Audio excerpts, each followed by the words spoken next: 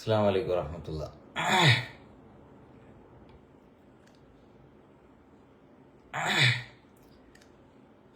കേരളത്തിന്റെ മത രാഷ്ട്രീയ രംഗങ്ങളിൽ വഖഫുമായി ബന്ധപ്പെട്ട ചർച്ചകൾ വളരെ സജീവമായി നടന്നുകൊണ്ടിരിക്കുകയാണ്.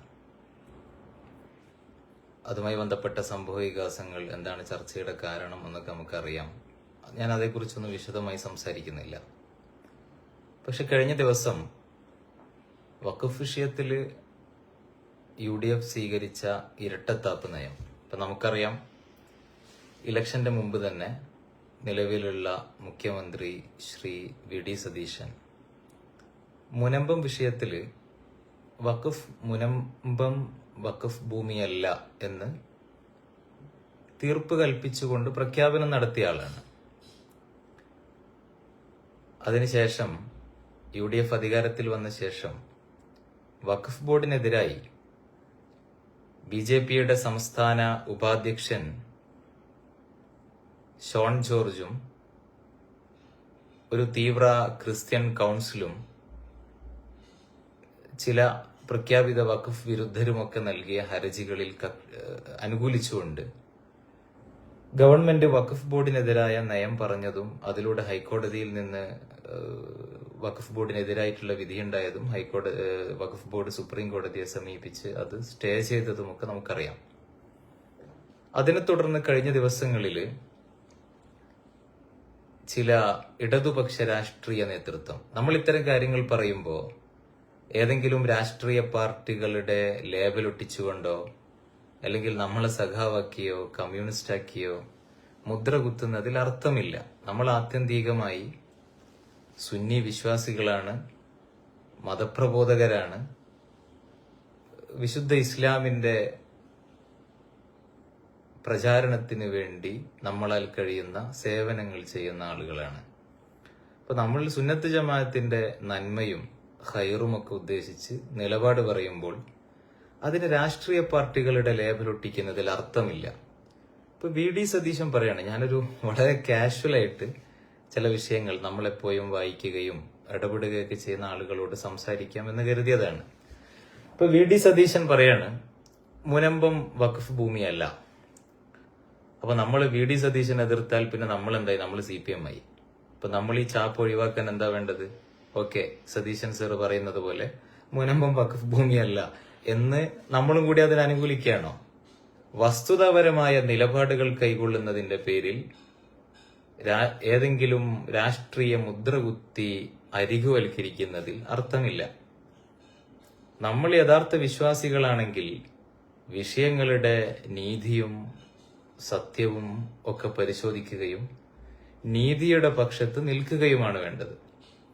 ഇപ്പൊ കമന്റിൽ തന്നെ കണ്ടു അരിവാൾ മൗലാന എന്നൊക്കെ. അപ്പൊ നമ്മള് അത്തരം സംസ്കാരത്തിൽ നിന്ന് മാറി വിഷയങ്ങളുടെ അടിസ്ഥാനത്തിൽ ഇടപെടാനും സംസാരിക്കാനും ചർച്ച ചെയ്യാനും സമുദായം പാകപ്പെടേണ്ടതുണ്ട്.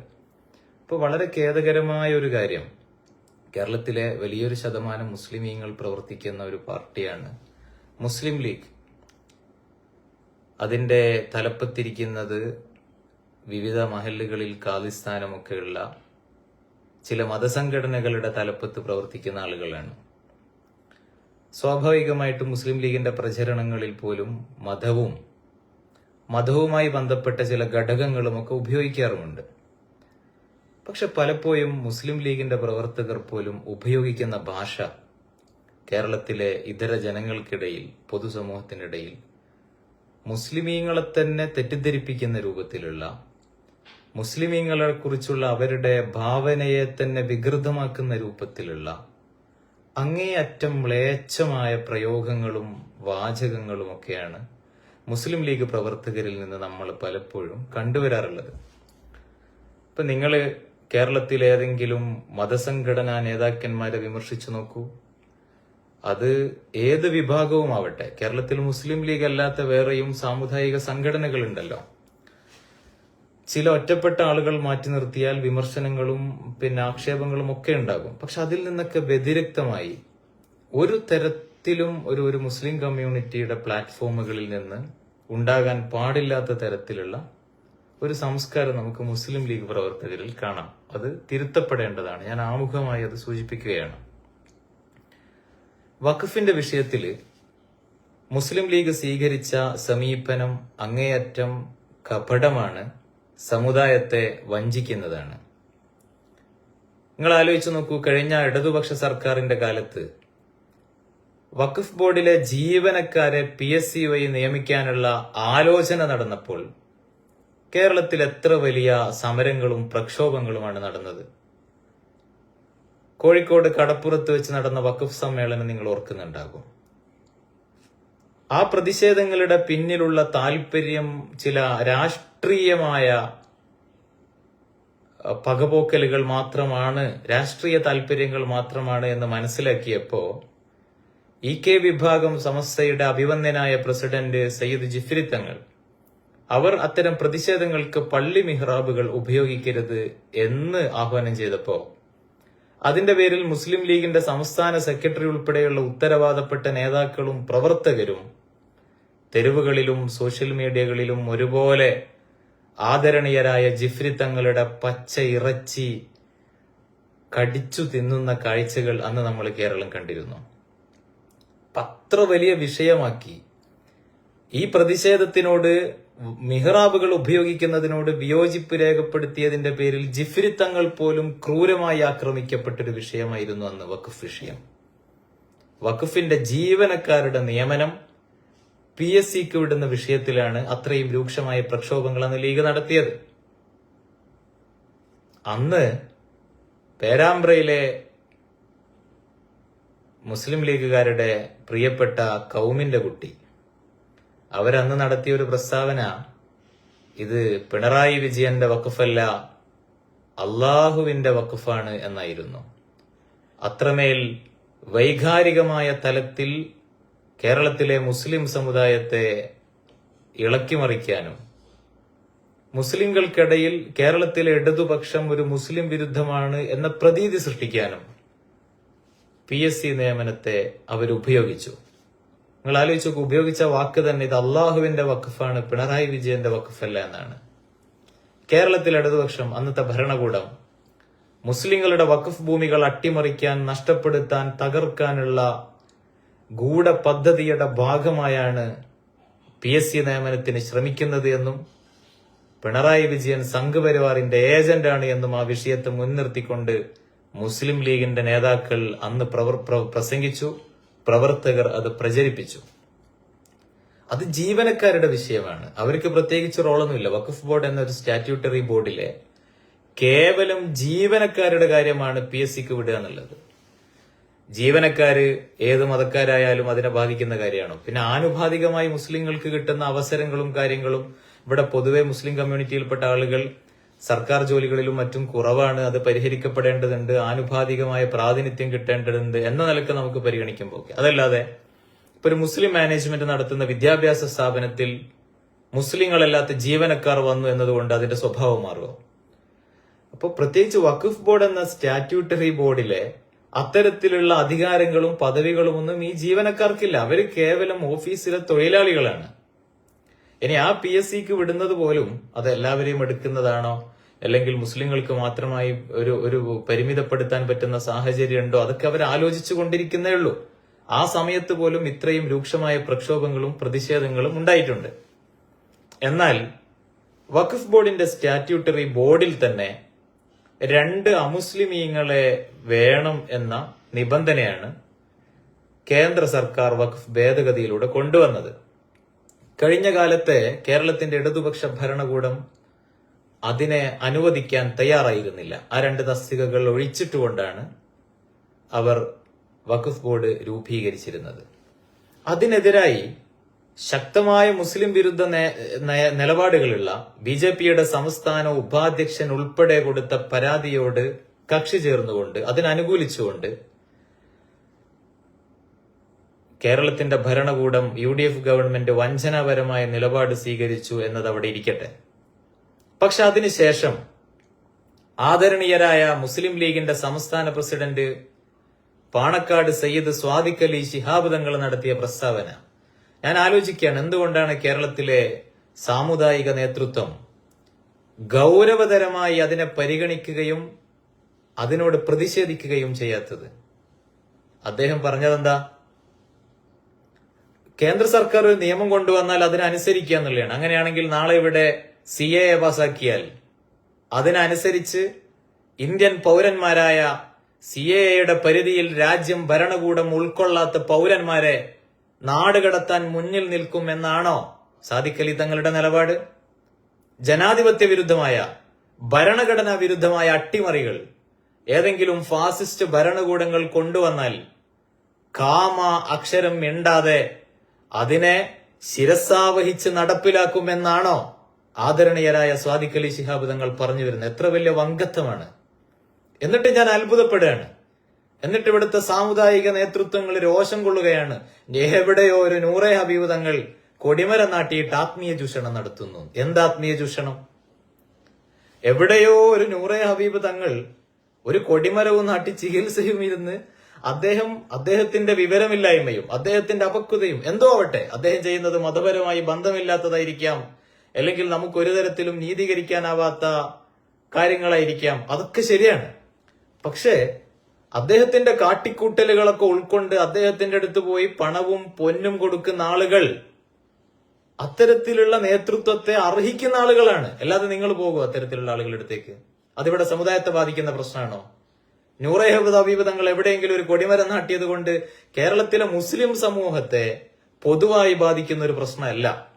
ആ ഒരു രീതിയെ ഇഷ്ടപ്പെട്ടുകൊണ്ട് ഇപ്പൊ അങ്ങനെ ഇവിടെ ആളുകൾ എവിടെയെല്ലാം പോകുന്നുണ്ട്, എന്തെല്ലാം ആൾദൈവങ്ങളുണ്ട്, അല്ലെങ്കിൽ അഭിനവ വ്യാജ മത പുരോഹിതന്മാരുണ്ട്, അങ്ങനെ പല സ്ഥലത്തും ആളുകൾ പോകുന്നുണ്ട്. അതൊന്നും സമുദായത്തെ ബാധിക്കുന്ന പ്രശ്നമൊന്നുമല്ല. അതൊക്കെ അവരവരുടെ ഭൗതികത്തെയും ആത്മീയതയും ബാധിക്കുന്ന പ്രശ്നം മാത്രമാണ്. പക്ഷേ പാണക്കാട് സാദിഖ് അലി ശിഹാബ് തങ്ങൾ നടത്തിയ പ്രസ്താവനയുടെ കാര്യം അങ്ങനെയല്ല. നൂറ്റാണ്ടുകളായി നമ്മുടെ എല്ലാം പൂർവ്വപിതാക്കൾ അവരുടെ സ്വത്തിന്റെ വലിയൊരു വിഹിതം ഈ ഉമ്മത്തിന് വേണ്ടി മാറ്റിവെച്ചു. അങ്ങനെ നമ്മളത് ഭദ്രമായി സംരക്ഷിക്കേണ്ട, എന്ത് നിയത്തിലാണോ അവർ വഖഫ് ചെയ്തത് ആ താല്പര്യത്തിൽ സംരക്ഷിക്കപ്പെടേണ്ട വഖഫിന്റെ വിഷയത്തിൽ സംഘപരിവാറിന്റെ അജണ്ടകൾക്ക് കുടപിടിക്കുന്ന സമീപനം അവരുടെ രാഷ്ട്രീയമായ ചില താല്പര്യങ്ങളിലോ അല്ലെങ്കിൽ രാഷ്ട്രീയമായ ചില ധാരണകളുടെയോ പുറത്ത് ഈ സമുദായത്തെ ഒറ്റുകൊടുക്കുന്ന സമീപനം പ്രസ്താവനയാണ് സാദിഖ് അലി ശിഹാബ് തങ്ങൾ നടത്തിയത്. ഞാൻ ചോദിക്കുന്നത്, നൂറെ ഹബീബ് തങ്ങളെക്കാൾ വലിയ അപകടം സാദിഖ് അലി തങ്ങളുടെ ഇത്തരം വലിയ പ്രസ്താവനകളല്ലേ? ഇപ്പൊ എന്തേ സാദിഖ് അലി തങ്ങളുടെ പ്രസ്താവനയെ നമ്മൾ വിമർശിച്ചാൽ തിരിച്ചേറുകൊള്ളും, അല്ലെങ്കിൽ ആക്ഷേപങ്ങൾ വരും. കാരണം മുസ്ലിം ലീഗുകാരുടെ സൈബർ പോരാളികളുടെ സംസ്കാരം നമുക്കറിയാം. അപ്പൊ നമ്മൾ സമുദായത്തിൽ സുന്നി ഉണ്ടാക്കാനും ദീന് പറയാനും കുറെ ആളുകൾ, തിരിച്ചൊന്നും കിട്ടാത്ത വലിയ ആൾബലമൊന്നും ഇല്ലാത്ത ആ സാധുക്കളുടെ പിന്നാലെ അതിന്റെ ശരിയും തെറ്റും അതിന്റെ നീതിയും ന്യായവും പറഞ്ഞ് നമ്മൾ റീച്ച് ഉണ്ടാക്കുക. അതാണോ സമുദായത്തെ ബാധിക്കുന്ന പ്രശ്നം? നൂറെ ഹബീബാണോ കേരളത്തിലെ മുസ്ലിങ്ങൾ നേരിടുന്ന ഭീഷണി?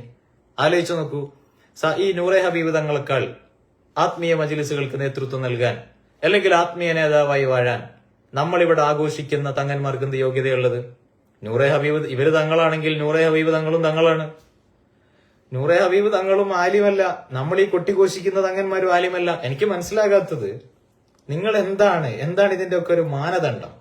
ഇപ്പൊ അധികാരവും സമ്പത്തും പവറുമുള്ള ആളുകളെ അംഗീകരിക്കുകയും അവരുടെ എല്ലാ പ്രവർത്തനങ്ങൾക്കും കുടപിടിക്കുകയും എന്നാൽ ആ തരത്തിലുള്ള കരുത്തില്ലാത്ത ആളുകളെ ചവിട്ടിത്തേക്കാൻ മുന്നിൽ നിൽക്കുകയും ചെയ്യുന്നത് അത് വലിയ ആണത്തൊന്നുമല്ല. അതിനത്ര കൊട്ടിഘോഷിക്കാനൊന്നുമില്ല. നീതിയുടെ പക്ഷത്ത് നിൽക്കാൻ, അള്ളാഹുവിനെ മാത്രം ഭയന്നുകൊണ്ട് ദീനിന് വേണ്ടി ശരിയും തെറ്റും പറയാനുള്ള ആർജവം നിങ്ങൾക്കുണ്ടോ എന്നത് മാത്രമേ ചോദ്യമുള്ളൂ.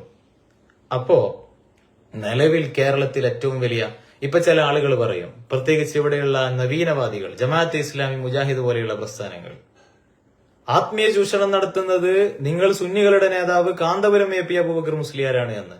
എന്താണ് ആത്മീയ ചൂഷണം? നിങ്ങൾ ഈ ആത്മീയ ചൂഷണമായിട്ട് പറയുന്നതിൽ ഏറ്റവും പ്രധാനപ്പെട്ട ഒന്ന് ദർഗകളാണല്ലോ. കേരളത്തിലെ വരുമാനം കിട്ടുന്ന എത്ര ദർഗകൾ കാന്തപുരം AP അബൂബക്കർ മുസ്ലിയാർ നേതൃത്വം നൽകുന്ന അല്ലെങ്കിൽ അദ്ദേഹത്തിന്റെ പ്രസ്ഥാന നേതൃത്വം നൽകുന്ന കമ്മിറ്റികളുടെ കീഴിൽ, മഹല്ലുകളുടെ കീഴിൽ കേരളത്തിൽ എത്ര ദർഗകളുണ്ട്? നിങ്ങൾ ഈ ആത്മീയ ചൂഷണം, കബർ പൂജ എന്നൊക്കെ പറയുന്നുണ്ടല്ലോ. കേരളത്തിൽ ഏറ്റവും കൂടുതൽ വരുമാനം ലഭിക്കുന്ന ദർഗകൾ, ഉദാഹരണത്തിന് കുത്തുബുസ്സമാൻ സയ്യിദ് അലവിയൽ മമ്പുറം തങ്ങളുടെ ദർഗ പാണക്കാട് തങ്ങന്മാരുടെ നേതൃത്വത്തിലുള്ള മുസ്ലിം ലീഗിന്റെ നേതാക്കൾ ഭാരവാഹിത്വത്തിലുള്ള കമ്മിറ്റിയുടെ കീഴിലല്ലേ? അതിന്റെ സമ്പത്ത് ഇപ്പോഴും പോകുന്നത് ബഹാവുദ്ദീൻ നദ്വി, മുസ്ലിം ലീഗിന്റെ കൊട്ടാരം പണ്ഡിതനായ ബഹാവുദ്ദീൻ നദ്വി നേതൃത്വം നൽകുന്ന ദാറുൽ ഹുദയുടെ പ്രവർത്തനങ്ങളിലേക്കല്ലേ? അതിന്റെ പേരിൽ ഇതിന്റെ അർഹരായ പല ആളുകളും തമ്മിൽ ഇപ്പോഴും നിയമപരമായ പോരാട്ടങ്ങൾ നടക്കുന്നില്ലേ? ഇനി കാസർഗോഡ് മാലിക് ദീനാർ പള്ളി, അവിടെയുള്ള മക്കാമിന്റെ വരുമാനം പോകുന്നത് മുസ്ലിം ലീഗിന്റെ ആളുകൾ നേതൃത്വത്തിലുള്ള കമ്മിറ്റിയല്ലേ അതിന് നേതൃത്വം നൽകുന്നത്? ഇനി കേരളത്തിൽ ഏറ്റവും കൂടുതൽ വരുമാനമുള്ള മറ്റൊരു ദർഗ ബഹുമാനപ്പെട്ട കുത്തുബുല്ലാലം CM വലിയുല്ലാഹി മടവൂര് ദർഗ, അതിന്റെ ഭാരവാഹിത്വവും മുസ്ലിം ലീഗിന്റെ നേതാക്കളുടെ നേതൃത്വത്തിലല്ലേ? ഇങ്ങനെ കേരളത്തിൽ അങ്ങോളം ഇങ്ങോളം നിങ്ങൾ ആത്മീയ ചൂഷണം, ഞാനത് ആത്മീയ ചൂഷണമാണ് എന്നല്ല പറയുന്നത്, നിങ്ങൾ കാന്തപുരം ഉസ്താദിനെ പോലെയുള്ള പണ്ഡിതന്മാർക്കെതിരെ ഉപയോഗിക്കുന്ന ആത്മീയ ചൂഷണം പോലെയുള്ള ഇത്തരം ആരോപണങ്ങൾ, സത്യത്തിൽ ഇവിടെയുള്ള അത്തരം വരുമാനം കിട്ടുന്ന മുഴുവൻ ദർഗകളുടെയും ഭാരവാഹിത്വത്തിൽ ലീഗുകാരാണ്. ഇനി ലക്ഷക്കണക്കിന് രൂപ വരുമാനം ലഭിക്കുന്ന വഖഫ് പ്രോപ്പർട്ടികൾ, ഷോപ്പിംഗ് കോംപ്ലക്സുകൾ, ഇതൊക്കെയുള്ള വലിയ മഹല്ലുകൾ, അതിന്റെ ഭാരവാഹിത്വം, അതിന്റെ അധികാരത്തിൽ ഇരിക്കുന്നത് ആരാണ്? അതും മുസ്ലിം ലീഗിന്റെ ആളുകളല്ലേ? അല്ലേ? അപ്പൊ ഇവിടെ കാന്തപുരം AP അബൂബക്കർ മുസ്ലിയാർ തന്റെ അനുയായികളിൽ നിന്ന് പിരിവെടുത്ത് വളരെ കഷ്ടപ്പെട്ട് അദ്ദേഹത്തിന്റെ കീഴിലുള്ള പണ്ഡിത വൃന്ദം മുഴുവനും കേരളത്തിൽ അങ്ങോളം ഇങ്ങോളം വിദ്യാഭ്യാസ പ്രവർത്തനങ്ങൾ നടത്തുന്നു. സ്വാഭാവികമായിട്ടും ആയിരക്കണക്കിന് കുട്ടികൾക്ക് അവരുടെ ഓരോ സ്ഥാപനങ്ങളിലും സൗജന്യമായി വിദ്യാഭ്യാസം നൽകുന്നു. അവരുടെ ആരോഗ്യത്തിന്റെ കാര്യത്തിൽ അവരുടെ എല്ലാ തരത്തിലുമുള്ള പരിരക്ഷകൾ അവർ ഉറപ്പുവരുത്തുന്നു. വലിയൊരു നവോത്ഥാന പ്രവർത്തനം അവർ ഇന്ത്യയിൽ ഉടനീളം നിർത്തുന്നു. അതിനുവേണ്ടി സ്വാഭാവികമായിട്ട് ഫണ്ട് കളക്ഷൻ നടത്തും. അതിവിടെ എല്ലാവരും നടത്തുന്നില്ലേ? രാഷ്ട്രീയ പാർട്ടികൾ അവരുടെ പ്രവർത്തനത്തിന് ഫണ്ട് കണ്ടെത്തുന്നില്ലേ?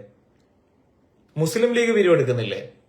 ഈ ബൈത്തുർ റഹ്മക്ക് നിർമ്മിച്ചു കൊടുക്കുന്നത് പിന്നെ നിധി കിട്ടിയിട്ടാണോ? അപ്പൊ അത് മതപണ്ഡിതന്മാര് ചെയ്യുമ്പോ അത് ആത്മീയ ചൂഷണം.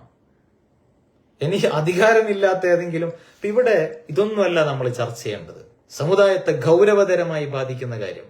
ഇപ്പോ ദീനിന്റെ ഒരു സ്ട്രക്ചർ, മതത്തിന്റെ അധികാര പരിധിയിൽ ഞാനിങ്ങനെ ആലോചിക്കുക, കേരളത്തിലെ 100 കണക്കിന് മഹല്ലുകളിൽ EK വിഭാഗം സംഘടനയിൽ സമീപകാലത്തുണ്ടായ പ്രശ്നത്തെ തുടർന്ന് ഖാദി സ്ഥാനത്തേക്കുള്ള ആരോഹണത്തിന്റെ പേരിൽ വലിയ കോലാഹലങ്ങളും വിഭാഗീയതകളും നടക്കുകയാണ്. ആരാണ് മഹല്ലിന്റെ ഖാദിയാകേണ്ടത്? ആരാണ് ഈ സമുദായത്തിന്റെ ആത്മീയ പ്രവർത്തനങ്ങൾക്ക് നേതൃത്വം നൽകേണ്ടത്? രാഷ്ട്രീയ നേതാക്കളാണോ? കേരളത്തിലെ മഹല്ലുകളിൽ നിങ്ങൾ പ്രതിഷ്ഠിക്കുന്ന എത്ര ഖാദിമാർക്ക് മഹ്റജ് തെറ്റാതെ ഫാത്തിഹ ഓതാൻ അറിയാം? ആരാണ് ഖാദി സ്ഥാനത്തേക്ക് പ്രതിഷ്ഠിക്കപ്പെടേണ്ടത്? അപ്പൊ അവിടെയെല്ലാം രാഷ്ട്രീയമായ അധികാരവും സാമ്പത്തിക സമ്മർദ്ദങ്ങളും ഉപയോഗിച്ച് ഖാദി പ്രതിഷ്ഠ നടത്തുന്നതാണ് ആത്മീയ ചൂഷണം. ഇവിടെയുള്ള പണ്ഡിത സഭകളെ അധികാരത്തിന്റെയും പണത്തിന്റെയും സമ്മർദ്ദത്തിൽ നിയന്ത്രിക്കാൻ ശ്രമിക്കുന്നതാണ് ആത്മീയ ചൂഷണം. ഇതൊക്കെയാണ് കേരളത്തിലെ സമൂഹത്തെ ബാധിക്കുന്നത്. 100 കണക്കിന്, കേരളത്തിൽ 1000കണക്കിന് വഖഫ് സ്വത്തുക്കൾ ഉൾക്കൊള്ളുന്ന 100,000 മഹല്ലുകളുടെ ഖാദിസ്ഥാനത്ത് ഇത്തരം വടംവലികളിലൂടെ അധികാരങ്ങൾ പിടിച്ചെടുത്ത് പരസ്യമായി നമ്മൾ പ്രസ്താവന നടത്തുകയാണ്, കേന്ദ്ര ഗവൺമെന്റ് കൊണ്ടുവരുന്നതൊക്കെ നമ്മൾ പാസ്സാക്കും എന്ന്. നിങ്ങൾ ആലോചിച്ച് നോക്കൂ, ഇവിടെ ആകെ ഈ സമുദായ നേതൃത്വത്തിന്റെ ലക്ഷ്യം രാഷ്ട്രീയമായി അവരോട് വിയോജിച്ചു പോയ KS ഹംസനെയും ഉമർ ഫൈസിയെയും പുറത്താക്കലാണോ? അതിനു വേണ്ടിയിട്ടാണോ കാസർഗോഡ് മുതൽ തിരുവനന്തപുരം വരെയുള്ള ആയിരക്കണക്കിന് വഖഫ് പ്രോപ്പർട്ടികൾ സംരക്ഷിക്കുന്ന ബോർഡിനെ സംഘപരിവാറിന് ഒറ്റുകൊടുക്കുന്നത്? എത്ര ഗുരുതരാണ്! അധികാരവും പവറുള്ള ആളുകൾക്ക് എന്ത് തോന്നിയാസമാകാം, അതിനെല്ലാം കണ്ണും പൂട്ടി കണ്ടു നിൽക്കണം എന്നുള്ളതാണോ? സാധുക്കളെ മേൽ കുതിര കയറുക എന്നുള്ളത് എളുപ്പമുള്ള ഏർപ്പാടാ. അതിന് വലിയ യോഗ്യത ഒന്നും വേണ്ട. നിങ്ങൾ നൂറെ ഹബീബ് തങ്ങൾക്കെതിരെ പോസ്റ്റ് ഇട്ട്, ഞാൻ അയാളെ ന്യായീകരിക്കുന്നില്ല, അദ്ദേഹത്തിന്റെ വീഡിയോസ് ഒക്കെ ഒരു എന്റർടൈൻമെന്റ് എന്നതുപോലെ മാത്രമേ എനിക്ക് തോന്നാറുള്ളൂ. അതിനപ്പുറം ഒരു കാമ്പുണ്ടെന്ന് ഞാൻ മനസ്സിലാക്കുന്നില്ല, അള്ളാഹു ആലം. പക്ഷെ അതേസമയം മൂപ്പരെ വിമർശിച്ചു എന്ന് വെച്ച് മൂപ്പർക്ക് വേണ്ടി നമ്മളെ പൊതിരാൻ, നമ്മളെ വെട്ടുകിളി ആക്രമണങ്ങൾ നടത്താൻ മൂപ്പർക്ക് സൈബർ പടയും അല്ലെങ്കിൽ മഹല്ല് ഫെഡറേഷനും നാടുനീളാന്തരം സംഘടന രാഷ്ട്രീയ സംവിധാനങ്ങളും ഒന്നുമില്ല. ഒരു സാധു അയാൾ എവിടെയോ ഒരു റൂം എടുത്ത് വല്ലതും നടത്തുന്നു, അതിലാരൊക്കെയോ അത്തരം വിദ്യാഭ്യാസമില്ലാത്ത ആളുകൾ പോകുന്നു, പണം കൊടുക്കുന്നു, എന്തോ ആവട്ടെ, അവരെ ബോധവൽക്കരിക്കുക. പക്ഷെ അതേസമയം ഈ വിമർശിക്കുന്ന ആളുകൾ ഇത്തരത്തിലുള്ള എല്ലാ തോന്നിവാസങ്ങൾക്കും കൂട്ടുനിൽക്കുന്നു. ആരാ കാവിയാവേണ്ടത്? നമ്മളെ പൈതൃകം എന്തായിരുന്നു? നമ്മളെ പാരമ്പര്യം എന്തായിരുന്നു? ഇതൊക്കെ ദീൻ സംരക്ഷിക്കാനല്ലേ മഹല്ലുകൾ, ലീഗ് സംരക്ഷിക്കാനല്ലല്ലോ.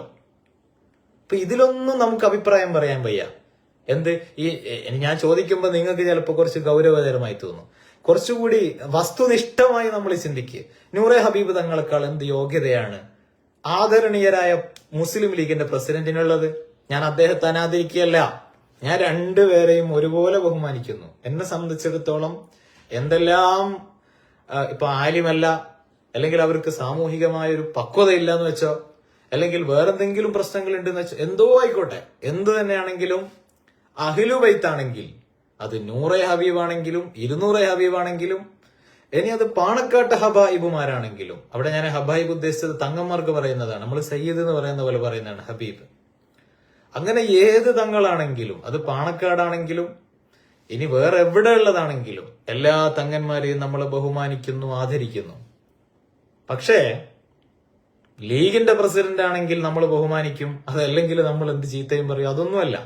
ഏത് സംഘടനയിലുള്ള തങ്ങന്മാരാണെങ്കിലും നമ്മൾ ഒരുപോലെ ബഹുമാനിക്കുന്നു. അതേസമയം ആലിമീങ്ങളായ തങ്ങന്മാരുണ്ട്. ബഹുമാനപ്പെട്ട താജുൽ ഉലമ അബ്ദുറഹ്മാൻ അൽ ബുഖാരി, അദ്ദേഹം വലിയ ആലിമാണ്, ആബിദാണ്, വലിയ മഹാനാണ്. അത് വേറൊരു തരത്തിലുള്ള മഹത്വം. അപ്പൊ അദ്ദേഹത്തിന് അഹ്ലു ബൈത്ത് എന്നതിന് പുറമെ ഈ സമുദായത്തിന്റെ ആത്മീയമായ ദിശ നിർണയിക്കാൻ, ആളുകളെ നേരിലേക്ക് നയിക്കാൻ ശേഷിയുള്ള പണ്ഡിത നേതൃത്വം, അവർക്കുള്ള ബഹുമാനം വേറെ ഉണ്ട്. ഇനി അഹ്ലുബൈത്ത് അല്ലാത്ത ആലിമീങ്ങൾക്ക് ആ ബഹുമാനം ഉണ്ടാവും, പക്ഷെ അഹ്ലുബൈത്ത് എന്നുള്ള ശ്രേഷ്ഠത ഒരിക്കലും ഉണ്ടാവില്ല. അപ്പോ ജിഫീ തങ്ങൾ, അദ്ദേഹം ആലിമാണ്. ഖലീൽ തങ്ങൾ, അദ്ദേഹം ആലിമാണ്. അവർക്ക് അഹ്ലുബൈത്ത് എന്നതിന്റെ പുറമെ ആലിമായ സയ്യിദ് എന്ന ബഹുമാനം ഉണ്ടാകും. അതല്ലാതെ ഇപ്പൊ നൂറെ ഹബീബ് തങ്ങൾ, അയാൾ എവിടെ ഇരുന്ന് എന്തോ മന്ത്രിക്കുന്നു, അതിപ്പോ സാദിഖലി തങ്ങളും മന്ത്രിക്കുന്നു, ഇപ്പൊ ആലിമൊന്നും ഇല്ലല്ലോ. കൊടപ്പനക്കൽ തറവാട്ടിൽ മന്ത്രിക്കാൻ ആളുകൾ വരലില്ലേ? പാണക്കാട്ടെ തങ്ങന്മാരൊക്കെ കൊടപ്പനക്കിൽ നിന്ന് മന്ത്രിക്കലില്ല, അതൊക്കെ ചൂഷണാണോ? അഹ്ലുബൈത്ത് മന്ത്രിച്ചാൽ അതിന് വല്ല ഫലം ഉണ്ടാവുമെന്ന് വിശ്വസിക്കുന്ന ആളാണ് ഞാൻ. അത് ഏത് ജാഹിലാണെങ്കിലും ആലിമാണെങ്കിലും അഹ്ലുബൈത്താണോ, അയാൾ മന്ത്രിച്ചതിന് വല്ല ഫലം ഉണ്ടാവും. അത് നമ്മൾ കളിയാക്കിയിട്ടൊന്നും കാര്യമില്ല. ഇനി അതിന്റെ അർത്ഥം ഏതെങ്കിലും വിവരമില്ലാത്ത സംഘന്മാര് എന്തെങ്കിലും ഇതിന്റെ പേരിൽ കാട്ടിക്കൂട്ടുന്ന വല്ല കാര്യങ്ങളും ദീനുമായി ബന്ധപ്പെടുന്നത് ശരിയാണെന്നൊന്നുമല്ല, ആ തരത്തിൽ ന്യായീകരിക്കാൻ വേണ്ട. പക്ഷേ നൂറെ ഹബീബ് തങ്ങളുടെ ഈ ചെറുകിട പ്രവർത്തനങ്ങളും ഏർപ്പാടുകളൊന്നും പാണക്കാട്ട് തങ്ങന്മാർ സമുദായത്തിന്റെ തലപ്പത്തിരുന്നു കൊണ്ട് ചെയ്യുന്ന പ്രവർത്തനങ്ങൾ ഈ സമുദായത്തിനുണ്ടാകുന്ന ദ്രോഹത്തിന്റെ അത്രയും വലിയ അളവിൽ ഈ സമുദായത്തിന് ദ്രോഹമുണ്ടാക്കുന്നതല്ല ഈ നൂറെ ഹബീബ് തങ്ങളുടെ പ്രവർത്തനങ്ങൾ. ഇവിടെ ഉള്ള എല്ലാ ബ്ലോഗർമാരും എഴുത്തുകാരും സാംസ്കാരിക പ്രവർത്തകരും ഓല് ഭയങ്കര ആത്മീയ ചൂഷണത്തിനെതിരെ രോഷം കൊള്ളുകയാണ്. ആർക്കെതിരെ? 50 or 100 ആളുകൾ മാത്രം അനുയായികളുള്ള ഈ നൂറെ ഹബീബിനെതിരെ. ഇതല്ലല്ലോ. നിങ്ങളൊന്ന് വസ്തുനിഷ്ഠമായി ചിന്തിക്കുക. കേരളത്തില് ഇപ്പൊ നമ്മൾ എന്തെങ്കിലും പറഞ്ഞാല് ഇടതുപക്ഷം സഖാവ്, എന്ത് സഖാവ്, CPM-നെ വിമർശിച്ച് നമ്മൾ എത്ര കാലം അന്ന് നിങ്ങളൊക്കെ ലയിക്കിട്ടിട്ടില്ലേ? CPM-ന്റെ ഭാഗത്തു നിന്ന് സുന്നത്ത് ജമാഅത്തിന് വിരുദ്ധമായ വല്ല നിലപാടുകളും നീക്കങ്ങളും ഉണ്ടാകുമ്പോൾ നമ്മൾ എതിർക്കും. അങ്ങനെ ഒരു രാഷ്ട്രീയ പാർട്ടികളോട് നമുക്കൊരു കമ്മിറ്റ്മെന്റും ഇല്ല. പൊതുവിഷയങ്ങളിൽ നീതിയുടെ പക്ഷത്ത് നിൽക്കും. സുന്നത്ത് ജമാഅത്തിന് കോട്ടം വരുന്ന വിഷയം അത് ആര് പറഞ്ഞാലും അതിന് രാഷ്ട്രീയ പാർട്ടികളല്ല, മതനേതൃത്വത്തിന്റെ ഭാഗത്ത് നിന്ന് ആരെടുത്തെങ്കിലും ഉണ്ടായാലും അതിൽ നമ്മൾ പ്രതികരിക്കണ്ടേ? അപ്പൊ അവിടെ നമ്മൾ രാഷ്ട്രീയം മുന്നിൽ വെച്ചുകൊണ്ട് ഏതെങ്കിലും ഒരാളെ സുഖിപ്പിക്കുകയും അയാൾ എന്ത് തെറ്റ് ചെയ്താലും അതിനെ അനുകൂലിക്കുകയും അങ്ങനെയൊന്നുമല്ല. ദീനായിട്ട് ഇവിടെ നിലനിർത്തണം. കേരളത്തിലെ മുസ്ലിം സംഘടനകൾ, സാമുദായിക നേതൃത്വം ഗൗരവത്തിലെടുക്കേണ്ട ഒരു പ്രസ്താവനയാണ് സാദിഖ് അലി തങ്ങളുടെ ഭാഗത്ത് നിന്നുണ്ടായത്. നിങ്ങൾ ആലോചിച്ച് നോക്കൂ, നിഷ്പക്ഷമായിട്ടൊന്ന് ആലോചിച്ച് നോക്കൂ. മുനമ്പം വഖഫ് ഭൂമിയല്ല എന്ന് പറയേണ്ടത് VD സതീശനാണോ? അത് വഖഫ് ഭൂമിയാണ് എന്ന് ആരെങ്കിലും വന്ന് വിളിച്ചു പറഞ്ഞതാണോ? നമുക്കതിലെപ്പോഴും നമ്മൾ എത്ര രാഷ്ട്രീയ അടിമകളായിട്ടാണ് ചിന്തിക്കുന്നതെന്ന് ആലോചിച്ച് നോക്കൂ. നമുക്ക് പ്രശ്നങ്ങളുണ്ടോ? ഇപ്പൊ കുറെ കാലം ഇപ്പൊ എനിക്ക് ഒരു രാഷ്ട്രീയ പാർട്ടിയോടും പ്രത്യേകിച്ച് കമ്മിറ്റ്മെന്റ് ഇല്ല. അത് നിങ്ങൾ എന്ത് മുദ്ര കുത്തിയാലും ഒരു രാഷ്ട്രീയ പാർട്ടിയോടും പ്രത്യേകിച്ച് ഒരു കമ്മിറ്റ്മെന്റും ഇല്ല. പക്ഷെ നമ്മൾ മുസ്ലിം സമുദായത്തിന്റെ ഉള്ളിൽ ഭയങ്കരമായ വർഗീകരണ ശ്രമങ്ങൾ ചിലർ നടത്തുന്നുണ്ട്. കുറെ സ്വത്വവാദി എഴുത്തുകാരും വീഡിയോ ചെയ്യുന്ന ആളുകളൊക്കെ ഉണ്ടല്ലോ. മുസ്ലിം ലീഗ് പോലും ഖേദകരം എന്ന് പറയട്ടെ അതിന് കുടപിടിച്ചു. ഭരണം കിട്ടാൻ വേണ്ടിയായിരിക്കാം, താൽക്കാലിക നേട്ടങ്ങൾക്ക് വേണ്ടിയായിരിക്കാം. ഈ വെള്ളാപ്പള്ളിയെ കാറിൽ കയറ്റി എന്ന് പറഞ്ഞിട്ട് നമ്മൾ ഭയങ്കര ഒച്ച ഉണ്ടാക്കി. എന്നിട്ട് ഭരണം മാറി, നമ്മൾ പിണറായി വിജയനെ സംഖ്യയാക്കി ഇതൊക്കെ ആക്കി, പുതിയ ഭരണകൂടം വന്നു. എന്നിട്ട് വഖഫ് വിഷയത്തിൽ അങ്ങേയറ്റം വഞ്ചനാപരമായ നിലപാട് സ്വീകരിച്ചു. നിങ്ങൾക്ക് പൊള്ളിയോ?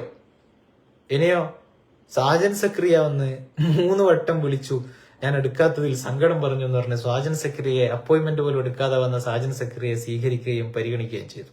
നിങ്ങൾക്ക് വിഷമം തോന്നിയോ? എത്രമാത്രം കപടന്മാരാണ് ഈ സാമുദായിക സ്വത്വവാദികൾ. ഇതാണോ നിങ്ങളുടെ ദീൻ? ആ ശ്രീജിത്ത് പണിക്കർ തീവ്ര വലതുപക്ഷ, എന്താണിപ്പോ അദ്ദേഹത്തെ പറയാ, വലതുപക്ഷ വക്താവായ ശ്രീജിത്ത് പണിക്കരുടെ ബർത്ത്ഡേക്ക് സർപ്രൈസുമായി പോയി കേരളത്തിന്റെ ആഭ്യന്തരമന്ത്രി. നിങ്ങൾക്ക് പൊള്ളിയോ? അങ്ങേയറ്റം കാപട്യമാണ്, കപടമാണ് നിങ്ങളുടെ സാമുദായിക ബോധം. അങ്ങേയറ്റം കപടമാണ് നിങ്ങളുടെ സമുദായത്തിന് വേണ്ടി എന്ന ലേബലിൽ നിങ്ങൾ പറയുന്ന നിലപാടുകൾ. അങ്ങേയറ്റം കപടമാണ് എന്ന് പറയാതെ വയ്യ. ഇവിടെയുള്ള മുസ്ലിം സാമുദായിക നേതൃത്വം അല്ലെങ്കിൽ ഇസ്ലാമിക പണ്ഡിതർ നിങ്ങൾക്കൊരുപക്ഷെ മുസ്ലിം ലീഗിന്റെ സാമ്പത്തിക ബെൽറ്റ്, അവർക്ക് KMCC ഉണ്ട്, ഇത്തരത്തിലുള്ള ഒരുപക്ഷെ നമ്മുടെ നാട്ടിലുള്ള വലിയൊരു പ്രമാണി ബെൽറ്റ് ഉണ്ട്. പലപ്പോഴും ഇവരുടെയൊക്കെ സുഖലോലുപതയിൽ അവരോട് ചേർന്ന് നിൽക്കുമ്പോൾ കിട്ടുന്ന സൗകര്യങ്ങളിൽ മതിമറന്ന് ദീൻ പറയേണ്ട ആളുകൾക്ക് അതിന് കഴിയാതെ പോകുന്നുണ്ടോ എന്ന് പോലും ഞാൻ ആശങ്കപ്പെടുന്നുണ്ട്. അത് ഗൗരവതരമായി നമ്മൾ ആലോചിക്കേണ്ടതും അതിൽ നിന്ന് പുറത്തു കടക്കേണ്ടതുമാണ്. നമ്മുടെ താല്പര്യം ദീനാവണം, നമ്മുടെ താല്പര്യം സത്യമാവണം, നമ്മളുടെ താല്പര്യം നീതിയാവണം. അല്ലാതെ സമ്പത്തുള്ളവരുടെയോ അധികാരമുള്ളവരുടെയോ താല്പര്യങ്ങൾക്ക് വേണ്ടി ചിന്തിക്കുകയും പ്രവർത്തിക്കുകയും പറയുകയും മൗനം പാലിക്കുകയും ചെയ്യുന്ന ആളുകളായി നമ്മൾ അധപ്പതിക്കാൻ പാടില്ല. വഖഫ് വിഷയത്തിൽ അങ്ങേയറ്റം വഞ്ചനാത്മകമായ നിലപാട് സ്വീകരിച്ചു. അത് മുസ്ലിം ലീഗ് തിരുത്തണം. ആദരണീയരായ പാണക്കാട് സ്വാദിഖ് അലി ശിഹാബ് തങ്ങൾ തിരുത്തണം. നിങ്ങൾ ആലോചിച്ച് നോക്കൂ, ഈ കമന്റില് മുസ്ലിം ലീഗിന്റെ ഏതെങ്കിലും പ്രവർത്തകന്മാർ മറുപടി പറഞ്ഞു.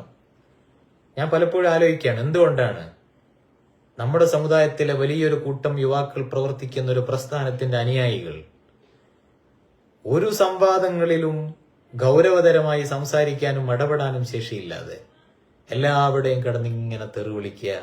ഈ തരത്തിൽ നമ്മുടെ കൗം അധപ്പതിച്ചു പോയത് എന്തുകൊണ്ടാണെന്നാണ് ഞാൻ ആലോചിക്കുന്നത്. തങ്ങളുടെ അനുയായികളുടെ സാംസ്കാരിക മൂല്യം ഉയർത്താൻ പോലും മുസ്ലിം ലീഗിന്റെ രാഷ്ട്രീയ പ്രവർത്തനത്തിന് ഇക്കാലം അത്രയും കഴിഞ്ഞിട്ടില്ലെങ്കിൽ അത് ഗൗരവതരമായ പരാജയമാണ്. ചില ആളുകളൊക്കെ കമന്റുകളൊക്കെ കണ്ടു, പിന്നെ കാണിച്ചു തരാം, ഭരണം മാറിയത് അറിഞ്ഞില്ലേ, അത്തരത്തിലുള്ള സംസാരങ്ങളൊക്കെ ഒഴിവാക്കണം. അങ്ങനെയൊന്നും ആരെയും നമ്മൾ അണ്ടർ എസ്റ്റിമേറ്റ് ഒന്നും ചെയ്യരുത്. അങ്ങനെ കാണിച്ചു കൊടുക്കേണ്ട വിഷയമല്ല. നീതിയുടെ വിഷയം മുസ്ലിം ലീഗ് പ്രവർത്തകരാണെങ്കിലും എനിക്കൊരു രാഷ്ട്രീയ പാർട്ടിയോടും വിയോജിപ്പില്ല. മുസ്ലിം ലീഗിന് അവരുടേതായ ദൗത്യം നിർവഹിക്കാനുണ്ട്, CPM-ന് അവരുടേതായ ദൗത്യം നിർവഹിക്കാനുണ്ട്, കോൺഗ്രസുകാർക്ക് അവരുടേതായ ദൗത്യം നിർവഹിക്കാനുണ്ട്. പക്ഷെ അതേസമയം മുസ്ലിം സമുദായത്തോട് പുതിയ UDF ഭരണകൂടം സ്വീകരിച്ച വഞ്ചനാപരമായ സമീപനം അത് തിരുത്തേണ്ടതാണ്. ഇപ്പൊ PM ശ്രീ വിഷയത്തിൽ നിങ്ങൾ ആലോചിച്ച് നോക്കൂ, എന്തെല്ലാം കോലാഹലങ്ങളാണ് ഇവിടെ ഉണ്ടായത്. അത് കഴിഞ്ഞ് നേരെ സംഭവിച്ചത് എന്താ? കേരളത്തിന്റെ ഒരു മന്ത്രി അതിനുശേഷം മാധ്യമങ്ങളോട് പറഞ്ഞത് എന്താ? ഞങ്ങൾ പ്രതിപക്ഷത്തിരിക്കുമ്പോ അങ്ങനെ പലതും പറഞ്ഞിട്ടുണ്ടാകും, അതിനെക്കുറിച്ച് ഇപ്പൊ ചോദിക്കുന്നതിൽ അർത്ഥമുണ്ടോ? അതാണോ നിലപാട്? പ്രതിപക്ഷത്തിരിക്കുമ്പോ ഞങ്ങൾ PM ശ്രീ എതിർക്കും, ഭരണപക്ഷത്ത് വന്നാൽ ഞങ്ങൾ എന്തും ചെയ്യും. അതാണോ നിലപാട്? അങ്ങനെ മുസ്ലിം ലീഗിന്റെ ലേവലിൽ എന്തും വിളിച്ചു പറയാം, അതിനെയൊന്നും ആരും വിമർശിക്കാൻ പാടില്ല, അതിനെയൊന്നും ആരും ചോദ്യം ചെയ്യാൻ പാടില്ല. ഈ മനോഗതി എന്നൊക്കെ പുറത്തു കിടക്കണം ചങ്ങായിമാർ. ഇതേതാ നൂറ്റാണ്ട്? അപ്പൊ ആ തരത്തിൽ പ്രതികരിക്കാൻ ആർജവമുള്ള യുവാക്കൾ മുസ്ലിം സമുദായത്തിന്റെ ഉള്ളിൽ നിന്ന് രംഗത്ത് വരണം. സാമുദായിക സംഘടനകളും പണ്ഡിത സഭകളും ഗൗരവത്തിലെടുക്കുകയും വഖഫിനെതിരായ വിഷയങ്ങളിൽ നിങ്ങൾ ആലോചിച്ച് നോക്കൂ. ഞാന് ചില തീവ്ര ക്രിസ്ത്യൻ ചിന്താഗതിക്കാരായിട്ടുള്ള ചില ആക്ടിവിസ്റ്റുകളുടെ എഴുത്തുകൾ കണ്ടു. ഇതിന്റെ ഗൗരവം നിങ്ങൾ മനസ്സിലാക്കണം. അവര് പറയുന്നത്, നിങ്ങൾ നോക്കൂ, വഖഫിനെതിരെ ഹൈക്കോടതിയിൽ നിന്ന് ഇത്തരത്തിലുള്ളൊരു വിധിയുണ്ടായിട്ട് UDF ഭരണകൂടം അതിനെ അനുകൂലിച്ചിട്ട് ആ വിധിക്ക് കാരണമായ രൂപത്തിൽ ഹർജിക്കാർ അനുകൂലിക്കുന്ന നിലപാടുകൾ സ്വീകരിച്ചിട്ട് ഇവിടെയുള്ള ഏതെങ്കിലും മുസ്ലിം സംഘടനകൾക്കോ നേതൃത്വത്തിനോ പ്രശ്നമുണ്ടോ? മുസ്ലിം ലീഗിന്റെ ആദരണീയരായ അധ്യക്ഷൻ പോലും അതിനനുകൂലിച്ചുകൊണ്ട് സംസാരിച്ചില്ലേ? വഖഫിലെ കാടൻ നിയമങ്ങൾ തിരുത്തപ്പെടേണ്ടതാണ് എന്ന ബോധ്യം മുസ്ലിം നേതാക്കൾക്ക് തന്നെ ഉണ്ട് എന്നാണ് അവർ എഴുതുകയും പ്രചരിപ്പിച്ചുകൊണ്ടിരിക്കുകയും ചെയ്യുന്നത്. ഇതിന്റെ ആത്യന്തികമായ ഫലം എന്തായിരിക്കും? ഇതിന്റെ ഭവിഷ്യത്ത് എത്ര ഗുരുതരമായിരിക്കും? ഈ മൗനം പോലും, ഇതിൽ നമ്മൾ പാലിക്കുന്ന മൗനം പോലും ഈ സമുദായത്തെ ഒറ്റുകൊടുക്കുന്നതാണ്. ഇവിടെ കമന്റ് ഇടുന്ന മുസ്ലിം ലീഗിന്റെ പ്രിയപ്പെട്ട പ്രവർത്തകരോട് പറയാനുള്ളത്, ഞാൻ പറയുന്ന വിഷയവുമായി ബന്ധപ്പെട്ട് എന്തെങ്കിലും പറയാനുണ്ടെങ്കിൽ, മറ്റ് ഈ തെറിവിളികളും സാധനങ്ങളൊന്നും അല്ലാതെ എന്തെങ്കിലും പറയാനുണ്ടെങ്കിൽ ഞാൻ ഈ ലൈവിൽ തന്നെ അതിനോട് പ്രതികരിക്കും. അതിനെത്ര മണിക്കൂർ വേണമെങ്കിലും ഇവിടെ നിൽക്കും. പക്ഷേ നിങ്ങളുടെ ഈ ഭാഷയിൽ നിന്ന്, ഈ സംസ്കാരത്തിൽ നിന്നൊക്കെ നിങ്ങൾ മാറണം. കാരണം നിങ്ങളുടെ ഈ കമന്റിൽ നിന്ന്, നിങ്ങളുടെ ഭാഷയിൽ നിന്ന്, നിങ്ങളുടെ നേതൃത്വത്തെ കൂടിയാണ് ആളുകൾ മനസ്സിലാക്കുന്നത്. അപ്പോ ഇതിന്റെ അടിയിൽ കുറെ ആളുകൾ ഈ ചെക്ക് കേസ് എന്നൊക്കെ പറഞ്ഞു വരുന്നുണ്ട്. ചെക്ക് കേസിനെ കുറിച്ചൊക്കെ ആ സമയത്ത് തന്നെ ഞാനിവിടെ എഴുതിയിട്ടുണ്ട്. പിന്നെ നിങ്ങൾ മനസ്സിലാക്കേണ്ടത്, ഈ ചെക്ക് കേസ് എന്ന് പറഞ്ഞാൽ വേറെ കേസൊന്നുമല്ല. അത് എല്ലാ കമ്പനികൾക്കും എല്ലാ കച്ചവടക്കാർക്കും പലതരത്തിലുള്ള ചെക്ക് കേസുകൾ ഉണ്ടാവും. അത് ചിലപ്പോൾ അവർ ഡീൽ ചെയ്യുന്ന ആളുകളുടെ സർവീസിന്റെ പ്രശ്നം കാരണം ബോധപൂർവം കൊടുക്കാത്തതുണ്ട്. അതൊക്കെ പലതരത്തിലുണ്ടാവും. ചന്ദ്രികക്കില്ലേ കേസ്? പാണക്കാട് ഹൈദറിൽ തങ്ങ് കീടി നോട്ടീസ് വന്നില്ലേ? അതൊക്കെയാണ് ഇവിടെ ചർച്ച. അപ്പൊ ആ കേസൊക്കെ കൈകാര്യം ചെയ്യേണ്ടതുപോലെ കൈകാര്യം ചെയ്യാൻ നമുക്കറിയാം. അത് കൈകാര്യം ചെയ്യുകയും ചെയ്യും. അതിലൊന്നും അത്തരത്തിലുള്ള ഏതെങ്കിലും കേസ് വെച്ച് ഇവിടെ കോഴിക്കോട്ട്, ഞാനിങ്ങനെ ആലോചിക്കുന്നത്, കോഴിക്കോട്ട് ഒരു ദിവസം എത്ര ചെക്ക് മടങ്ങുന്നുണ്ട്. ഞാൻ ഡയറക്ടർ ബോർഡിലുള്ള ഒരു കമ്പനിയുടെ ചെക്ക് വെച്ചിട്ട് ഒരു ഇഷ്യൂ, ഒരു കേസ് ഉണ്ടായപ്പോ എന്റെ പടമൊക്കെ വെച്ച് കേരളത്തിലൊരു വിഭാഗം ജമാഅത്തെ ഇസ്ലാമി എന്ന് പറയുന്ന സംഘടന അക്കാലം അത്രയും നമ്മൾ അവരോട് നടത്തിയ വിമർശനങ്ങൾക്കുള്ള മറുപടി വലിയ ന്യൂസാക്കി. അതുകൊണ്ട് നമ്മൾ അങ്ങോട്ട് അലിഞ്ഞില്ലാതാവുന്നതാണോ? നിങ്ങൾ ആ തരത്തിലൊക്കെ അലിഞ്ഞില്ലാതാകുന്ന ഉപ്പ് വേറെ നോക്കിയാൽ മതി. ഇത് ആ തരത്തിലൊന്നുമല്ല. കേസിനെ കേസ് കൊണ്ട് നേരിടും, വാക്കിനെ വാക്കുകൊണ്ട് നേരിടും, മറ്റെന്തെങ്കിലും കൊണ്ടുവരുമ്പോൾ അതിനെ ആ തരത്തിലും നേരിടാം. അതിനൊക്കെ അത്രയേ ഉള്ളൂ. അപ്പൊ അതൊന്നുമല്ല ഇവിടെ വിഷയം. ഈ വഞ്ചനാപരമായ നിലപാട് തിരുത്തേണ്ടതാണ്.